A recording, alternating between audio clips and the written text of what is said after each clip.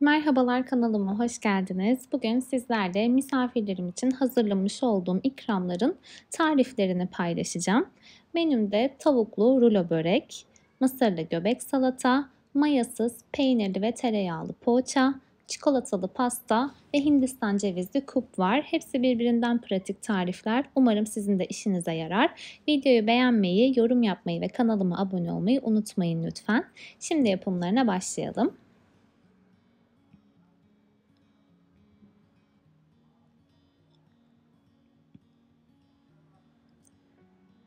İlk olarak tavuklu rulo börekle başlayacağız. Tavanın içerisine biraz sıvı yağ ekledim. Bir tane küçük doğramış olduğum soğanı, bir tane yine küçük doğramış olduğum kapya biberi ve 3 tane sivri biberi ekliyorum. Yumuşayana kadar kavuruyorum. Yumuşadıktan sonra 400 gram küp küp doğramış olduğum tavuk göğsünü ekliyorum. 3 dakika daha kavuruyorum. 2 tatlı kaşığı kırmızı toz biber ekliyorum. Salça yerine toz biber ekliyorum. Siz isterseniz salça da ekleyebilirsiniz. Bir tane küp küp doğranmış domates ekliyorum. Tekrardan karıştırıyorum.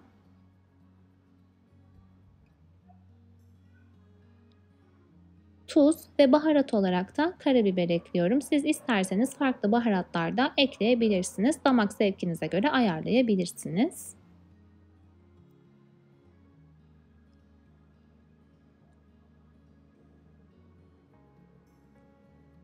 Domatesler suyunu salıp çekene kadar pişiriyorum. İç harcı bu şekilde. Yufkayı üçgen üçgen kestim. Geniş kısmına tavuklu harçtan ekliyorum. Börek için tekrardan bir sos yapmadım. Tavuklu harcın suyundan biraz yufkaya sürüyorum ve sarıyorum. İç harç zaten yağlı olduğu için yeteri kadar ıslatıyor yufkayı. Tekrardan bir sos yapmaya gerek kalmıyor. Bütün börekleri sardıktan sonra tepsiye diziyorum. Üzerine eritilmiş tereyağı sürüyorum. Önceden ısıtılmış 180 derece fırında yaklaşık 40 dakika pişiriyorum. Pişmiş hali de bu şekilde çıtır çıtır çok lezzetli bir börek oluyor. Şimdi mayasız, peynirli, tereyağlı çok güzel bir poğaça yapacağız. Tuzlu kurabiye gibi çok lezzetli oluyor. 125 gram eritilmiş tereyağı ve yarım su bardağı sıvı yağını bir kaba aldım. Üzerine yarım çay bardağı yoğurt ekliyorum. Bu arada tereyağınız yoksa margarin de kullanabilirsiniz. Yarım paket kabartma tozu ekledim. Bir tatlı kaşığı kadar tuz ve bir yumurtanın akını ekliyorum. Sarısını üzerine süreceğiz. Karışımı çırpıyorum. Kontrollü bir şekilde un ekleyeceğim. Benim hamurum toplamda 3 su bardağı kadar un aldı. Siz de 2 bardakla başlayın. Gerektikçe ilave edersiniz. Kulak memesi kıvamında yumuşak bir hamur elde etmemiz gerekiyor. Ceviz büyüklüğünde parçalar alıyorum. Elimle yuvarlıyorum. Daha sonra açıyorum. İçine peynir koyuyorum ve kapatıyorum. İsterseniz farklı harçlar da kullanabilirsiniz.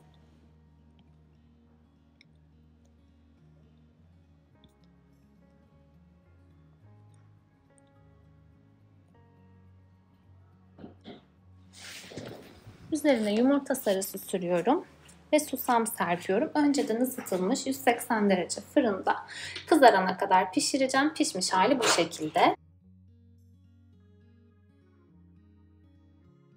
Mısırlı göbek salata yapacağız. Bir kase dolusu göbek marulu doğradım. Üzerine bir küçük konserve mısır, 3 tane küçük doğramış olduğum kornişon turşuyu ekliyorum. Yarım bağ kıyılmış dereotunu da ekledim. Bir kase dolusu yoğurt ekleyeceğim. 2 yemek kaşığı kadar mayonez ekliyorum. Son olarak tuz ekliyorum ve hepsini karıştırıyorum. Bütün malzemeler bu kadar. Çok pratik, çok lezzetli bir salata. Acil bir misafiriniz geldiyse 5 dakikada hazırlayabilirsiniz malzemeniz varsa. Salatayı porsiyonluyorum bu şekilde. En son üzerine süzme yoğurt sıkıyorum. Süzme yoğurdun içerisine biraz tuz ve sarımsak eklemiştim lezzet vermesi için. Misafirlerim geldiğinde de bu salatanın üzerine kırmızı toz biber, tereyağı ve cevizi yakarak üzerine gezdirip o şekilde ikram ettim. Çok da lezzetli oldu. Şimdi çikolatalı pasta yapacağız. Mikserimin içerisine 3 tane yumurtayı ekliyorum.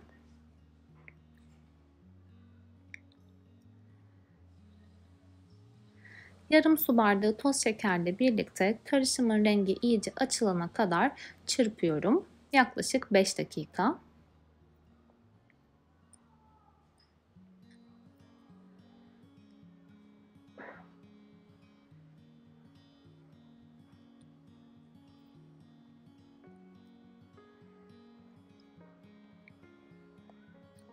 Yarım su bardağı un, 1 paket kabartma tozu, 1 paket vanilya ve 3 yemek kaşığı da kakao ekliyorum.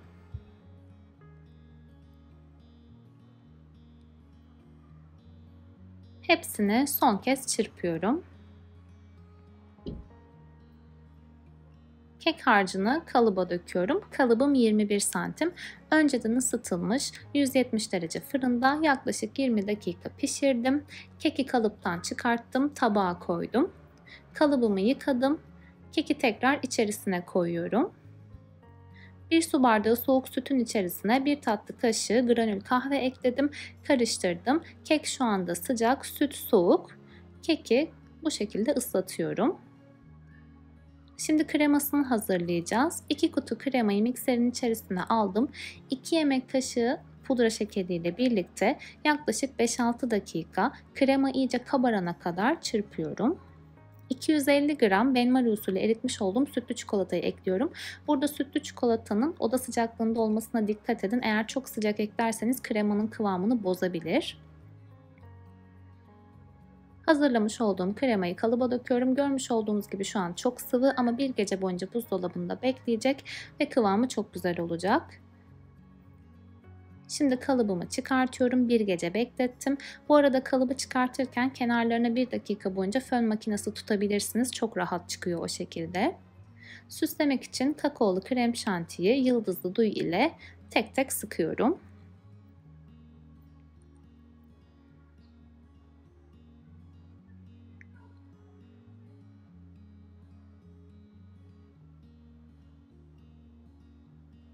Son olarak frenk üzümü, biraz vişne, biraz da fıstık ekleyerek pastamı bitiriyorum.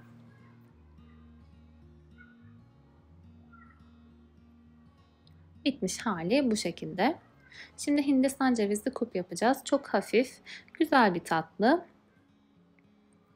Tencerenin içerisinde 3 su bardağı süt var. Üzerine 5 yemek kaşığı şeker, 3 yemek kaşığı mısır nişastası, 3 yemek kaşığı da Hindistan cevizi ekliyorum. Kaynayıp koyulaşana kadar kısık ateşte sürekli karıştırarak pişiriyorum. Koyulaştıktan sonra 80 gram beyaz çikolata, 2 yemek kaşığı da sıvı krema ekliyorum. Tekrardan karıştırıyorum. Hepsi bu kadar. Pratik bir tatlı. Sütlü ve hafif tatlıları seviyorsanız bunu deneyebilirsiniz. 2-3 saat kadar soğuttum. Şimdi üzerine sade krem şanti ile süslüyorum. En son üzerlerine birer tane frambuaz ekledim. Ve bu şekilde küvertür beyaz çikolatam vardı. Çikolata kazıyıcısı ile böyle dekorlar yaptım. İsterseniz direkt üzerine beyaz çikolata rendeleyebilirsiniz ya da sade de bırakabilirsiniz. Üzerine eklediğim frambuazları da Pakmaya'nın bu pasta jeline batırdım ama orayı kameram çekmemiş. Bu şekilde parlak olmasının sebebi az önce göstermiş olduğum jele batırmış olmam. Çeşitlerimin bitmiş hali bu şekilde. Umarım sizlere de fikir olmuştur. Videomu beğenmeyi, kanalıma abone olmayı ve yorum bırakmayı unutmayın lütfen. Bir sonraki videoda görüşmek üzere. Şimdilik hoşça kalın.